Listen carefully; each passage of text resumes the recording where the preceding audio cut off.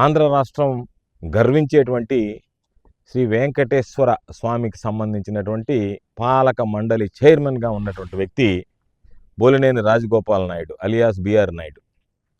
ఆయన చేసినటువంటి ఒక దుర్మార్గం అనేటువంటి కార్యక్రమం, మహిళల పట్ల ఆయన వ్యవహరించినటువంటి తీరు, ఒక ప్రముఖ పుణ్యక్షేత్రానికి సంబంధించినటువంటి పాలక మండలి చైర్మన్గా ఆ పాలక మండలి ఆ వెంకటేశ్వర స్వామి ప్రతిష్టను పెంచే విధంగా తీసుకునేటువంటి నిర్ణయాల్లో ప్రధానమైనటువంటి పాత్ర వహించేటువంటి వ్యక్తిగా బిఆర్ నాయుడు గారు ఆయన రాసలీల కార్యక్రమాన్ని ఈ మధ్య మనం చూసాం. అందుకని చంద్రబాబు నాయుడు, బిఆర్ నాయుడు ఏమి చేసినా, భక్తుల మనోభావాలు దెబ్బతిన్నా, ప్రజలు ఏమనుకున్నా, నాకు కావలసినటువంటి మీడియా సహకారం నాకు కావాలి. ఆయన TV5 అధినేత కాబట్టి ఆయన ఏమి చేసినా ఎవరేమనుకున్నా సరే నేను ఆయన్ని పాలక మండలి చైర్మన్గా కొనసాగిస్తాను అన్నట్టుగా ఆయన పోకడలు కనిపిస్తున్నాయి. మేమందరం అనుకున్నాం బిఆర్ నాయుడు అనేటువంటి వాడికి నైతిక విలువలు ఉంటాయని మేము అనుకోం. ఎందుకంటే ఆయన వ్యవహరించేటువంటి తీరు కానీ, మీడియాలో ఆయన బెదిరింపు ధోరణి కానీ, బ్లాక్మెయిలింగ్ విధానం కానీ, ఎవరు కూడా బిఆర్ నాయుడు లాంటి వ్యక్తి నీతి నిజాయితీతో ఉండేటువంటి వాడు కాదు, అత్యంత నీచుడు అనేటువంటిది ఈ ప్రజలందరికీ తెలిసినటువంటి విషయం.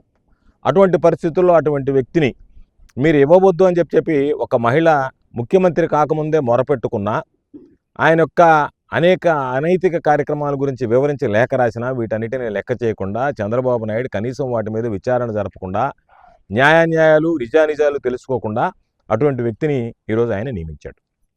అంటే దాని అర్థమైంది, చంద్రబాబుకి ఈరోజు చెప్తున్నాడు, చంద్రబాబు నేను ఇంట్లో నుంచి చూస్తే దేవుడు కనపడతాడు, మా ఎలవేలు వెంకటేశ్వర స్వామి. చంద్రబాబు నాయుడికి భయం ఉన్నా, భక్తి ఉన్నా, రెండింటిలో ఏదున్నా సరే బిఆర్ నాయుడిని నియమించుండేవాడు కాదు, నియమించిన తర్వాత ఆయన రాసలీలలో బయటకు వచ్చిన తర్వాత కొనసాగించుండేవాడు కాదు.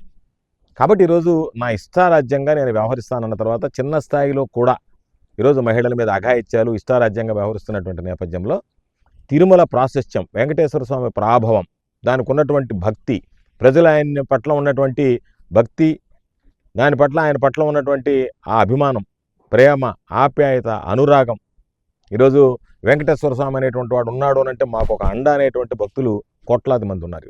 ఈ ఒక అనైతిక కార్యక్రమాలు నిర్వహించేటువంటి వాడు, నైతిక విలువలు లేనటువంటి వాడు, నిజాయితీ లేనటువంటి వాడు, నీతిగా వ్యవహరించినటువంటి వాడు ఈరోజు అటువంటి వ్యక్తిని నియమించడం పట్ల వెంకటేశ్వర స్వామి గోదా సమేత లక్ష్మీ గోదా సమేత వెంకటేశ్వర స్వామి దేవస్థానంలో అందరం మహిళలతో కలిసి పూజలు నిర్వహించి, స్వామి నువ్వైనా ఆ చంద్రబాబు నాయుడికి మంచి బుద్ధి ప్రసాదించి ఈ బిఆర్ నాయుడిని తొలగించేటువంటి విధంగా చర్యలు చేపట్టండి. బిఆర్ నాయుడు దిగిపోడు, బిఆర్ నాయుడు అసలు దాంట్లో ఏమి తప్పు ఉంది అని చెప్పి ప్రశ్నిస్తున్నాడంటేనే బిఆర్ నాయుడు యొక్క నైతిక విలువలు, ఆయన నిజాయితీ అర్థమైపోతుంది.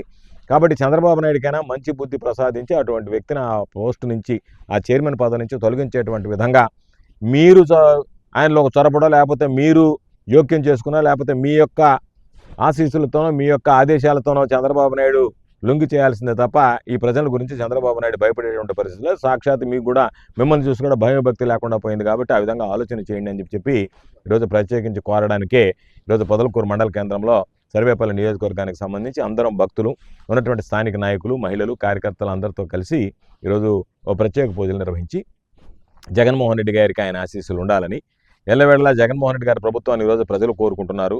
ప్రజాస్వామ్యబద్ధంగా ఈరోజు ఏదైతే ప్రభుత్వం నియమితుందో, ప్రజలు ఎన్నుకున్నారో, దానికి ఇంకా ఒక 3 సంవత్సరాలు ఉంది. కాబట్టి ఈ 3 సంవత్సరాలు పరిపాలించేటువంటి సమయంలో చంద్రబాబు నాయుడికి మంచి బుద్ధి ప్రసాదించాలని చెప్పి కోరాం. కాబట్టి ఈరోజు జరిగేటువంటి పరిస్థితులు, విధానం ఒక్కసారి చూస్తే చంద్రబాబు నాయుడు అనేటువంటి వ్యక్తి మహిళల పట్ల దాడులు, మహిళల పట్ల దౌర్జన్యాలు, ఎక్కడికి వెళ్ళినా సరే ఒక్కొక్క రోజు ఒక్కొక్క మాట చెప్పాడు. ఏ రోజైనా మహిళల మీద చేయి వేస్తే అది ఆఖరి రోజు అవుతుందని చెప్పుకుంటూ పోతున్నాడు. ఇది ఆఖరి రోజు, ఇది ఆఖరి రోజు, ఇది ఆఖరి రోజు అని చెప్పి పవన్ కళ్యాణ్ గారు చెప్పాడు. మహిళల పట్ల చూడడానికే భయపడాలి మా ప్రభుత్వం వస్తేనన్నాడు. సాక్షాత్తు ఆయన పార్టీకి సంబంధించినటువంటి శాసనసభ్యుడే నడి రోడ్డు మీద పోలీస్ చేతిలో ఉండేటువంటి లాఠీ పెరుక్కుని పోలీసుల ముందు ఒక మహిళ మీద దాడి చేశారు. బాధిత మహిళ మీద, ఎవరైతే అరవ శ్రీహరి వల్ల నేను అన్యాయం అయిపోయానని చెప్పిందో. అంటే పోలీసు వ్యవస్థ ఏం చేస్తుంది, ఈ ప్రభుత్వం ఏ విధంగా పనిచేస్తుంది అంటే పోలీసు చేతిలో ఉండేటువంటి లాఠీ తీసుకొని గోండాల్లాగా మీరు మహిళల మీద దాడులు చేస్తుంటే పోలీసులు వాటికి వంతబడతారా? కాబట్టి ఈరోజు ఒకసారి చూస్తే అనుకున్నాం చంద్రబాబు నాయుడు బిఆర్ నాయుడును దూరంగా పెడతారేమో అని అనుకున్నాం. మొన్న ఆయన మనవడు పుట్టినరోజు వస్తే ఆ రోజు పాపం ఆయనతో కలిసి చట్టాపట్టాలు వేసుకొని తిరిగాడు చంద్రబాబు. ఆమె భువనేశ్వరం అయితే ఆయన దగ్గర పెట్టుకొని అన్ని కార్యక్రమాలు నిర్వహించింది. నిన్న చూసాం, శ్రీరామచంద్రుడు ఏకపత్ని వ్రతుడు, మహానుభావుడు. శ్రీరామచంద్రుడు అంటే ఆదర్శం, ఆదర్శ దాంపత్యానికి మారు పేరైనటువంటి వ్యక్తి శ్రీరాముడు. అటువంటి శ్రీరాముడు కళ్యాణం నిన్న ప్రభుత్వం తరఫున నిర్వహిస్తే దానికి సంబంధించి ఒంటిమిట్టలో ఈయన వెళ్ళి ముఖ్యమంత్రి పక్కన కూర్చున్నాడంటే మీరు ఏమి సంకేతాలు ఇస్తున్నారు ఈ సమాజానికి? నాతో ఉన్నటువంటి వాడు, దైవ కార్యక్రమాలు నిర్వహించేటువంటి వాడు, దైవ కార్యక్రమాలు నిర్వహించడానికి అతనికి ఆ హక్కు లేకపోయినా, అర్హత లేకపోయినా నేను దాన్ని కొనసాగించేటువంటి విధంగా చర్యలు చేపడతానన్నట్టుగా ఈరోజు చంద్రబాబు నాయుడు వ్యవహార శైలి, విధానం ఏదైతే ఉందో ఆ వ్యవహార శైలిని, విధానాన్ని గర్హిస్తున్నాం, ఖండిస్తున్నాం. ఖచ్చితంగా బీఆర్ నాయుడు అనేటువంటి వ్యక్తి ఈరోజు ఆ పాలక మండలి చైర్మన్గా కొనసాగడానికి అర్హుడు కాదు. కాబట్టి ఖచ్చితంగా ఆయన తొలగించి తీరాల్సిందే.